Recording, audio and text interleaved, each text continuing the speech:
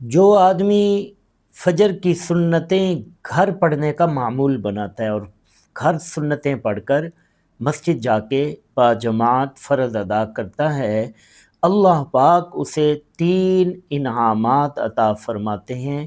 ذرا غور کر لینا، بہت بڑا مسئلہ حل ہو جائے گا، شاید پہلے نہیں سنا ہوگا۔ 3 انعام عطا فرماتے ہیں۔ فجر کی اٹھے، وضو وغیرہ کیا اور سنتیں گھر میں پڑھی، اس کے بعد نکلے ہیں فرض پڑھنے کے لیے، 3 انعام۔ پہلا انعام، اللہ اس کے گھر کے جھگڑے ختم فرما دیتے۔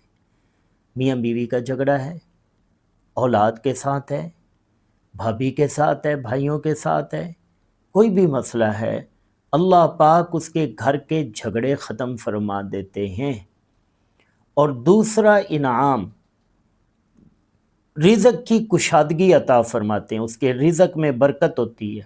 اس کا مطلب کیا ہے؟ قرضے کا مسئلہ ختم۔ جب رزق میں کشادگی ہو جائے گی، قرضہ ختم ہو جائے گا۔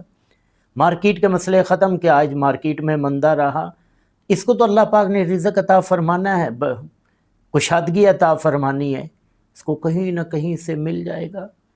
تو جاب کا مسئلہ، کہ اب آج کل جاب کا مسئلہ بنا ہوا ہے، خطرہ لاحق ہے، وہ مسئلہ حل ہو گیا۔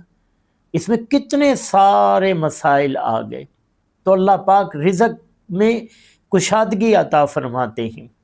اور تیسرا انعام اس کو یہ ملتا ہے کہ موت کے وقت اللہ پاک ایمان کی حفاظت فرماتے ہیں۔ موت کے وقت کتنے بڑا مسئلہ انسان کا، تو گھر کا مسئلہ بھی حل ہو گیا، رزق کا مسئلہ بھی حل ہو گیا، اور خاتمے کا مسئلہ بھی حل ہو گیا کہ دنیا سے ایمان کی حالت میں جائے گا۔